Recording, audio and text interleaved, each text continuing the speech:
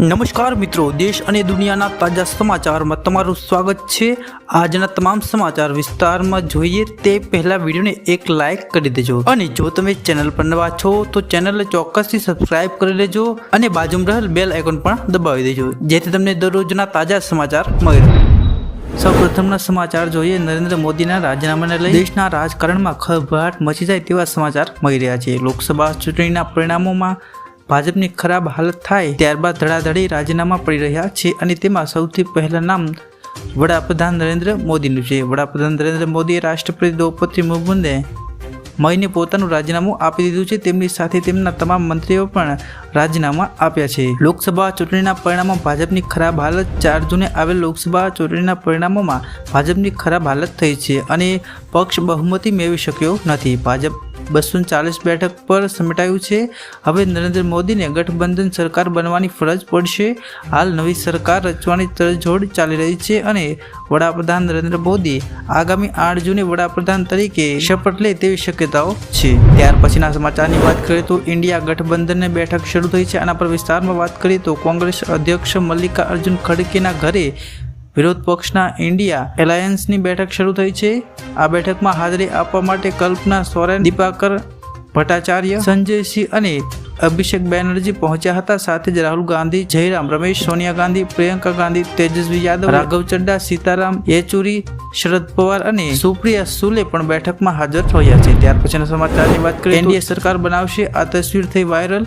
એનડીએની બેઠક પૂરી થઈ ગઈ છે। નરેન્દ્ર મોદી સંસદીય દળના નેતા ચૂંટણી તરીકે ચૂંટાયા છે। આ દરમિયાન તમામ નેતાઓ એક સાથે ગ્રુપ ફોટો પણ પડાવ્યો છે। PM Modi, JP Nadda, Rajsingh, Amit Shah, Chandrababu Naidu, Nitish Kumar, Eknath Shinde, SD Kumar Swami, Chirag Paswan, Jitan Ram Manjhi અને પવન કલ્યાણ સહિત કુલ 21 નેતાઓ બેઠકમાં હાજરી આપી હતી। ત્યાર પછીના સમાચારની વાત કરીએ તો ટૂંક સમયમાં થશે કાયમી શિક્ષકોની ભરતી। આના પર વિસ્તારમાં વાત કરીએ તો શિક્ષણ ભરતીને લઈ સારા સમાચાર આવ્યા છે। કામ કરતા શિક્ષકો સામે ખાલી જગ્યાઓની વિગતોને એકત્રીકરણ બાદ સમગ્ર રાજ્યમાં વિદ્યાર્થી શિક્ષકની સંખ્યા અને રેશિયો મુજબ સમગ્ર રાજ્યમાં કામ કરતા શિક્ષકો, મળવાપાત્ર શિક્ષકો અને શિક્ષણ ઘટતા આંકડા સામે આવશે, જે બાદ ભરતી પ્રક્રિયા હાથ ધરવામાં આવે તેવી સંભાવના છે, જેમાં ધોરણ 1 થી 6 અને 6 થી 8 માટે અંદાજે 2750 જેટલી જગ્યાની ભરતીનું જાહેરનામું બહાર પાડી શકે છે। ત્યાર પછીના સમાચારની વાત કરીએ તો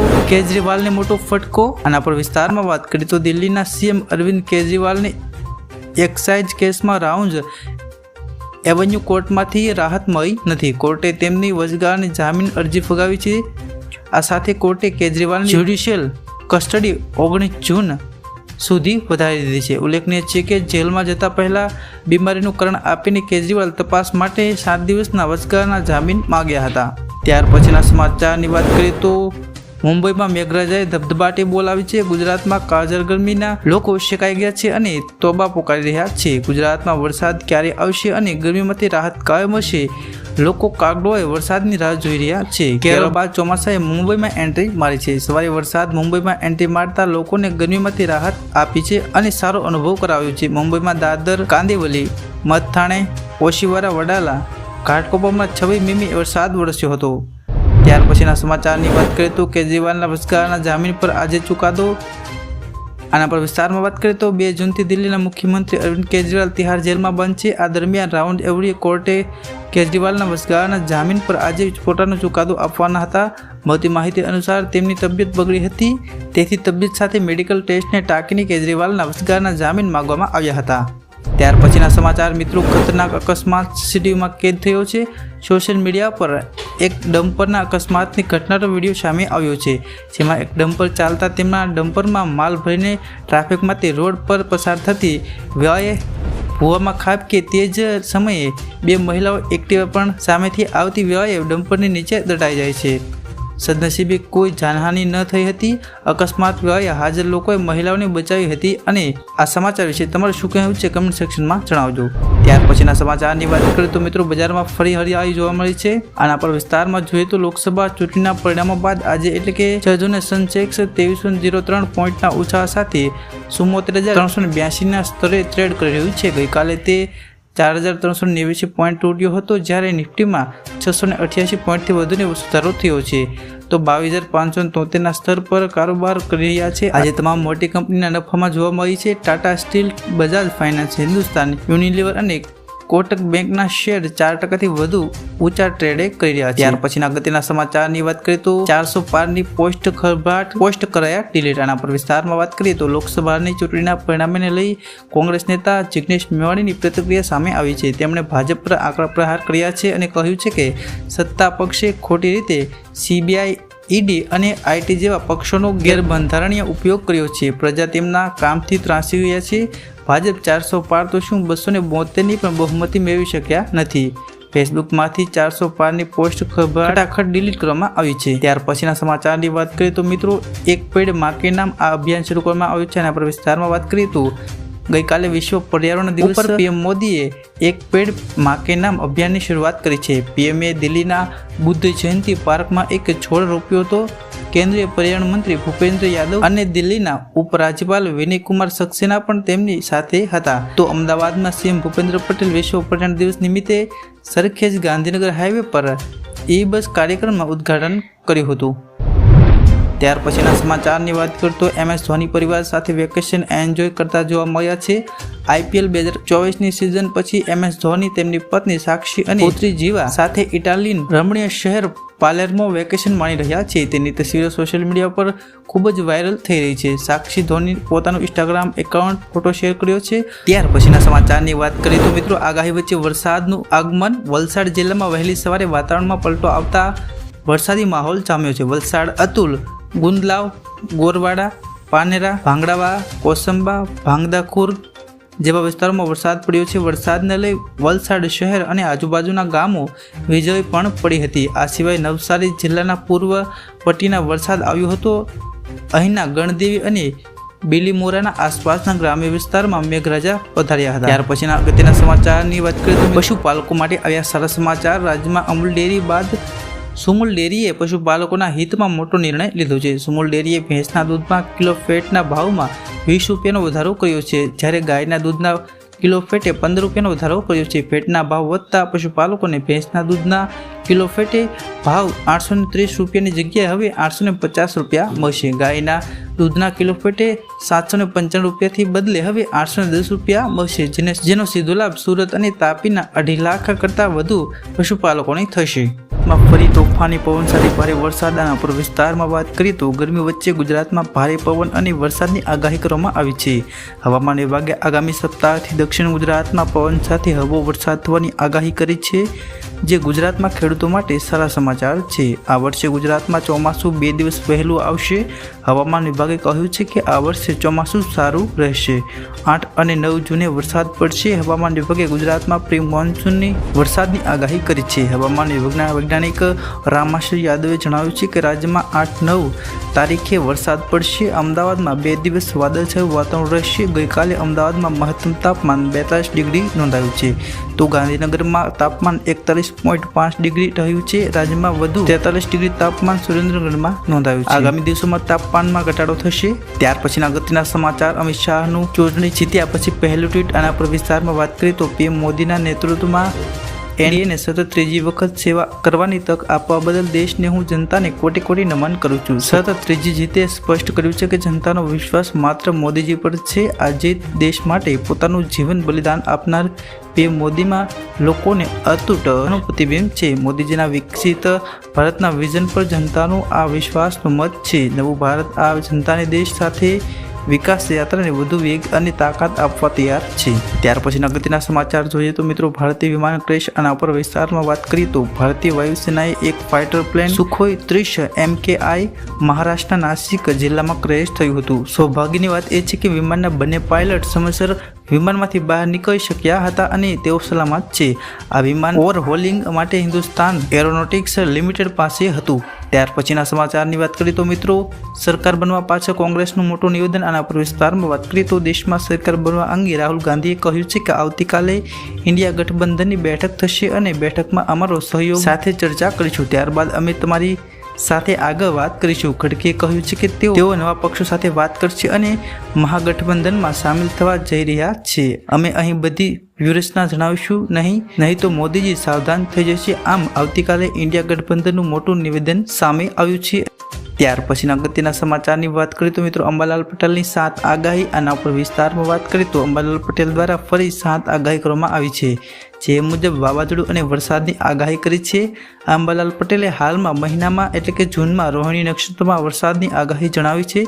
ત્યારબાદ અંબાલાલની આગાહી કરતા 6 જૂને રોહિણી નક્ષત્રનો વરસાદ થશે. ત્યારબાદ જેમાં ઉત્તર ગુજરાત, મધ્ય ગુજરાત અને સૌરાષ્ટ્રમાં વાવાઝોડાની શક્યતાઓ દર્શાવી છે. ગુજરાતમાં 4 જૂને કચ્છના વાતાવરણમાં પલટો આવશે. ત્યાર પછી 4 જૂનથી ઉત્તર ગુજરાતમાં વાવાઝોડું અને છૂટોછવાયો વરસાદ થઈ શકે છે. ત્યાર પછી 4 જૂન દક્ષિણ ગુજરાતમાં વાવાઝોડું અને છૂટોછવાયા વરસાદી ઝાપટા પડવાની શક્યતા છે. રાજ્યમાં 10મી અને 12મી જૂન વચ્ચે વરસાદની આગાહી છે. ત્યાર પછીના સમાચારની વાત કરીએ તો મિત્રો ચૂંટણી જીત્યા બાદ પીએમ મોદીની પ્રતિક્રિયા. પીએમ મોદીએ એક્સ પર લખ્યું છે કે દેશની જનતાએ સતત ત્રીજી વખત એનડીએમાં વિશ્વાસ વ્યક્ત કર્યો છે. ભારતના ઇતિહાસમાં આ એક અભૂતપૂર્વ ક્ષણ છે. આ પ્રેમ અને આશીર્વાદ માટે હું મારા પરિવારને નમન કરું છું. હું દેશવાસીઓને ખાતરી આપું છું કે અમે તેમની આકાંક્ષાઓને પૂરી કરવા માટે નવી ઉર્જા, નવા ઉત્સાહ અને નવા સંકલ્પો સાથે આગળ વધીશું. તેમણે તમામ કાર્યકરો અને તેઓએ કરેલા સમર્પણ અને અથાગ કાર્ય માટે અભિનંદન પાઠવ્યા છે.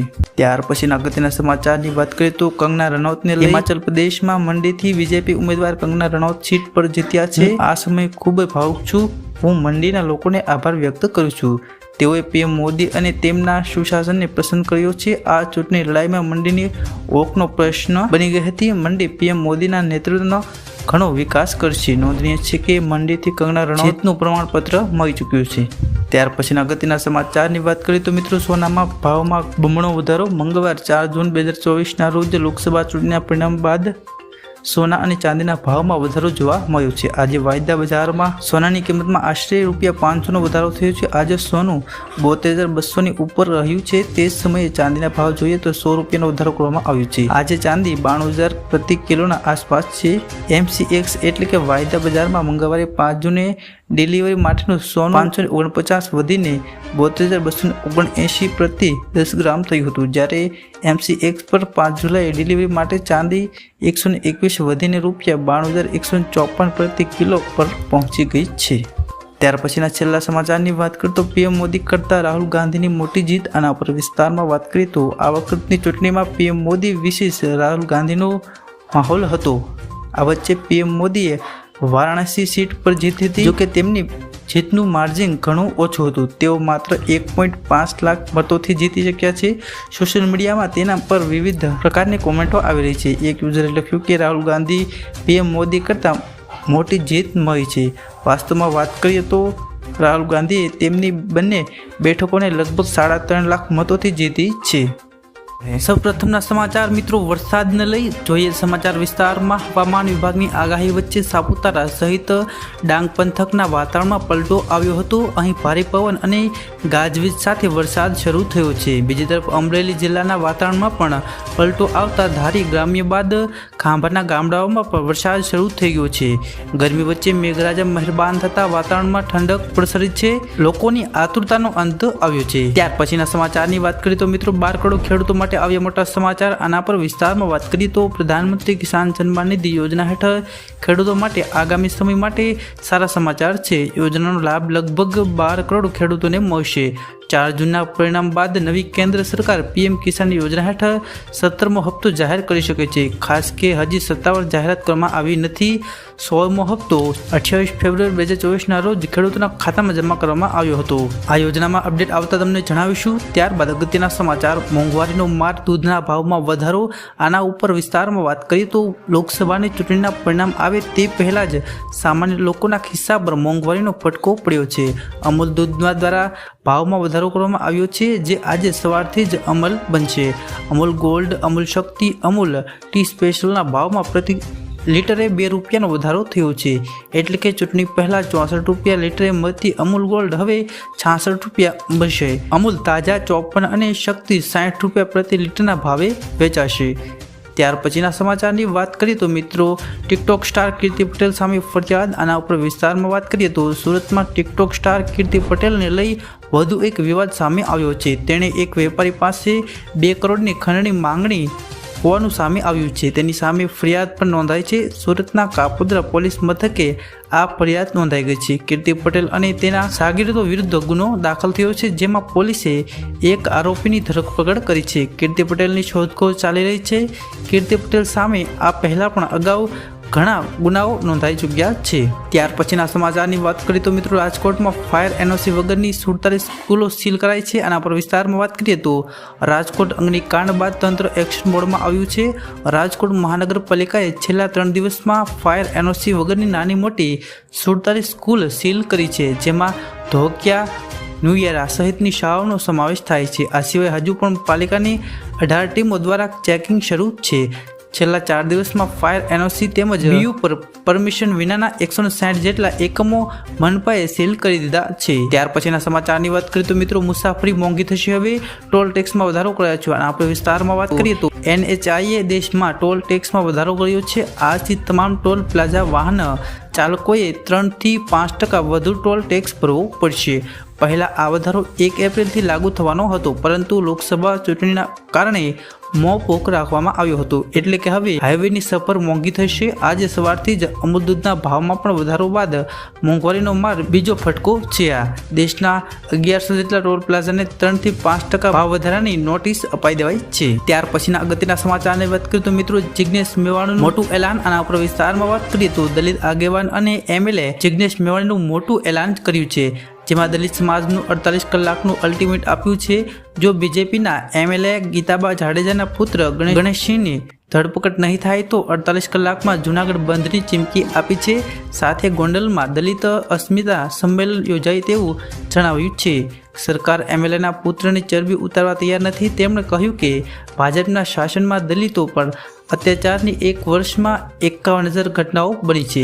ત્યાર પછીના સમાચારની વાત કરીએ તો મિત્રો, પશુપાલકો માટે આવ્યા સારા સમાચાર. આના ઉપર વિસ્તારમાં જોઈએ તો પશુપાલકો માટે સારા સમાચાર આવ્યા છે. બરોડા ડેરીએ દૂધના ભાવમાં વધારો કર્યો છે, જેમાં પ્રતિ કિલો ફેટ પર ₹30નો વધારો કરાયો છે. આથી પશુપાલકોને પ્રતિ કિલો ફેટનો ભાવમાં ફાયદો થશે. પહેલા પશુપાલકોને ₹770નો ભાવ મળતો હતો, તે હવે પ્રતિ કિલો ફેટે ₹800 કરવામાં આવ્યો છે. ડેરીએ વેચાણ ભાવમાં 3.12% અને ખરીદ ભાવમાં 3.90%નો વધારો કર્યો છે. બરોડા ડેરીની બોર્ડની મીટિંગમાં આ નિર્ણય લેવામાં આવતા પશુપાલકોને મોટો ફાયદો થયો.